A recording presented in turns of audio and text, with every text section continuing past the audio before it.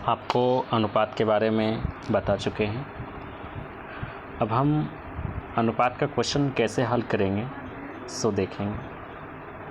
बिल्कुल आसान तरीका है, इसको आप चुटकी भर में रगड़ सकते हैं। इस तरीका को सीखने के बाद जटिल से जटिल क्वेश्चन को थोड़ा ध्यान से देखते रहिए।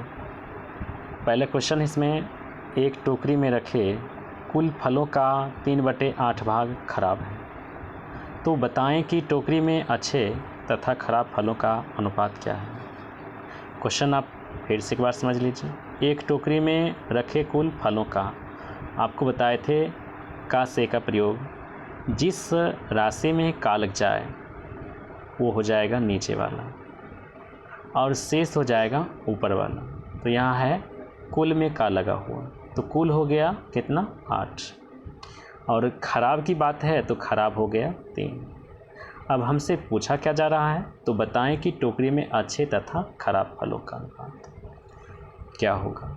तो यहाँ ऑप्शन है 8:5, 2:3, 5:3, इनमें से कोई नहीं।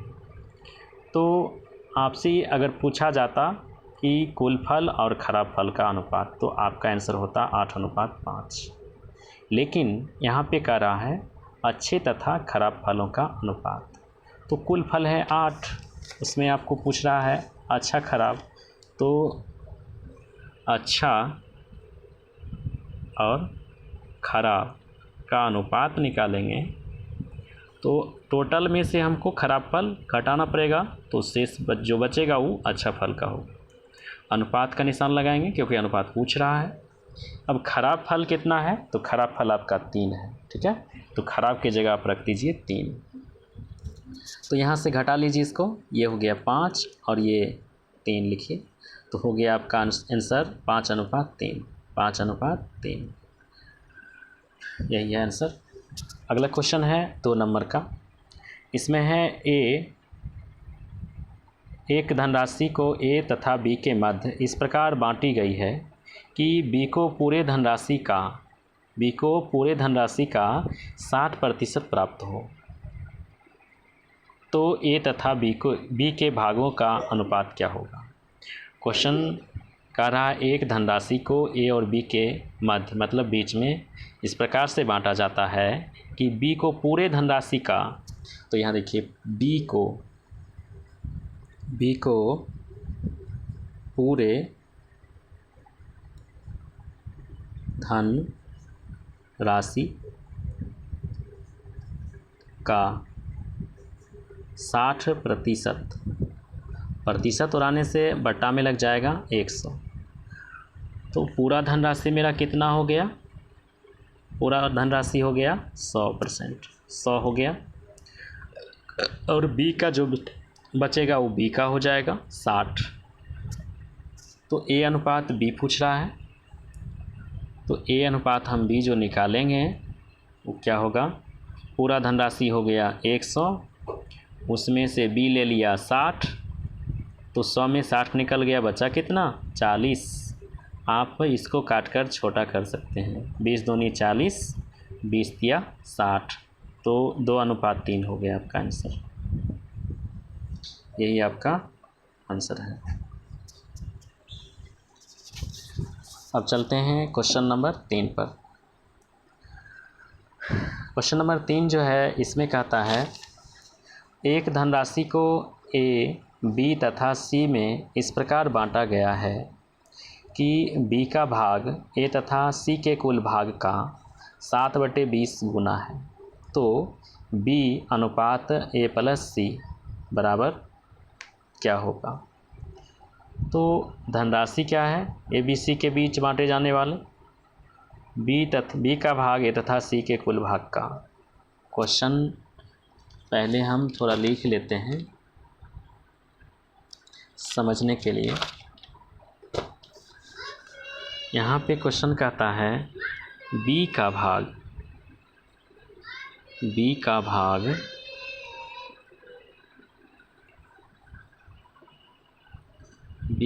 जो है ए तथा सी के कुल भाग का, ए तथा सी के कुल भाग का 7/20 गुना है। बी का भाग ए तथा सी के कुल भाग का, किसमें लग गया का, सी ए और सी में का लग गया है। तो ए सी का जो भाग होगा वो कितना हो जाएगा, नीचे वाला हो जाएगा, मतलब 20 हो जाएगा। और बी का रह गया कितना, ऊपर वाला। जब ए और सी का हो गया नीचे वाला तो बाकी कौन रह गया, शेष बी रह गया है। तो बी का हो जाएगा ऊपर वाला, 7 हो जाएगा। इसलिए हम इसका अनुपात निकालेंगे, बी अनुपात ए प्लस सी। तो ये हो जाएगा ए प्लस सी का 20 और बी का हो जाएगा 7। तो बी पहले है, 7 लिखेंगे बी की जगह, और ए सी का बाद में है 20, तो 20 लिख देंगे। ये होगी मेरा आंसर, 7/20। अब क्वेश्चन है 2a बराबर 5b बराबर में 7c, तो ABC का अनुपात क्या होगा। ये क्वेश्चन बहुत अच्छा है।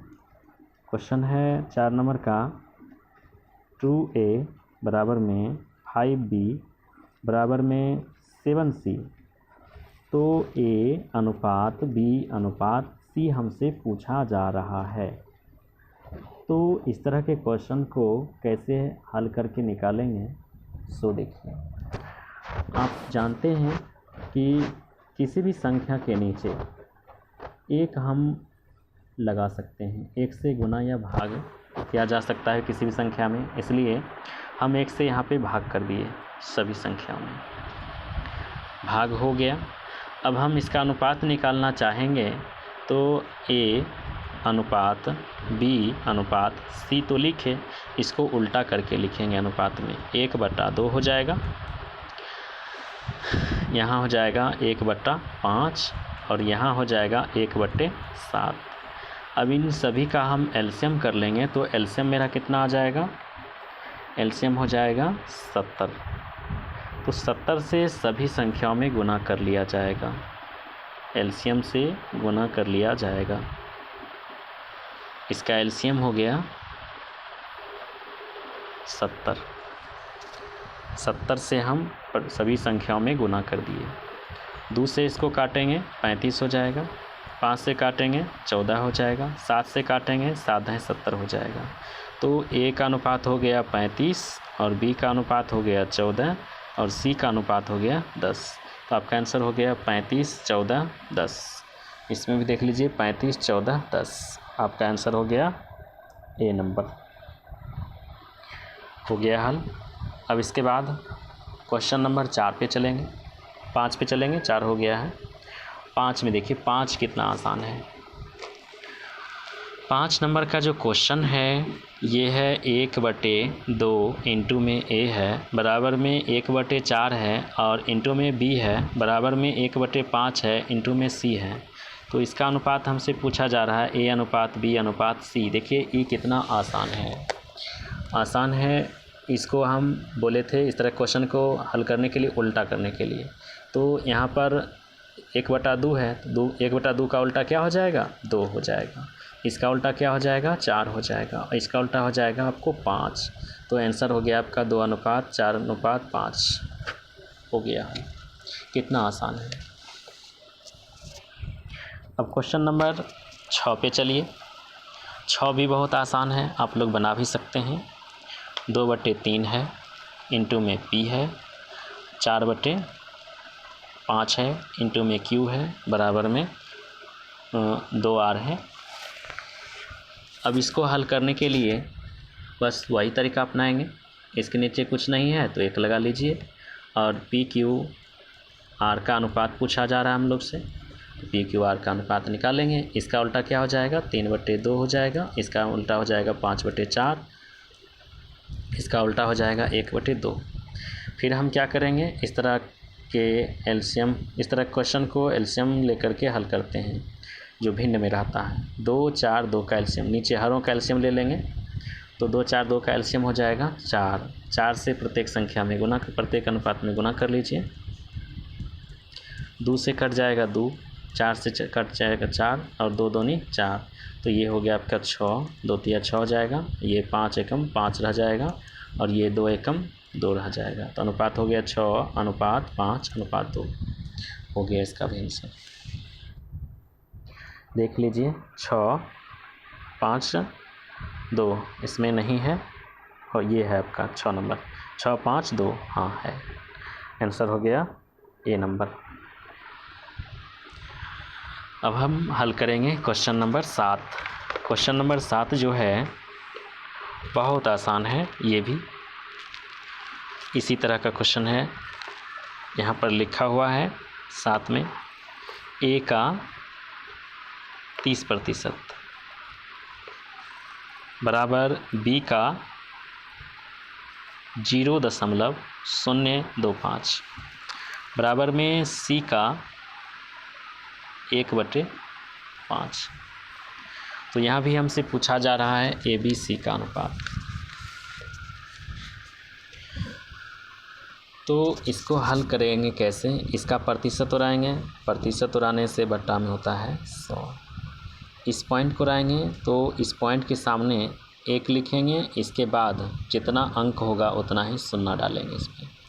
तो पॉइंट के बाद 2 अंक है, 2 शून्य डालें और यहाँ पर 1/5 है ही। अब यहाँ से कट करके छोटा हो जाएगा, कटने वाला है। 25 से कम 25, ये 25 चौका 100 हो गया। हमसे पूछा जा रहा है ए अनुपात बी अनुपात सी। तो यहाँ इसका उल्टा कर लेंगे, 3/10 का उल्टा हो जाएगा 10/3 और इसका उल्टा हो जाएगा 1/4 का 4/1 और इसका उल्टा हो जाएगा 5/1। हम बताए थे कि जब भिन्न के रूप में आ जाता है अनुपात तो उसका भिन्न खत्म करने के लिए हरों का एलसीएम लेते हैं और उस एलसीएम से सभी पदों में गुना कर देते हैं, प्रत्येक पदों में गुना करते हैं। तो 3 1 का एलसीएम हो जाएगा 3। तो 3 से प्रत्येक पद में आप गुना कर लीजिए। 3 से 3 कट जाएगा, यहाँ बच जाएगा 4 तिया 12 हो जाएगा और यहाँ भी बच जाएगा, नहीं कटेगा तो 5 तिया 15 हो जाएगा। तो आंसर हो गया 10 अनुपात 4 तिया 12 और ये हो जाएगा 5 तिया 15। तो मेरा अनुपात हो गया 10 अनुपात 12 अनुपात 15। देख लीजिए 10 12 15 सी नंबर है। 10 12 15 हो गया हल। अब आगे का क्लास अगली वीडियो में डालेंगे।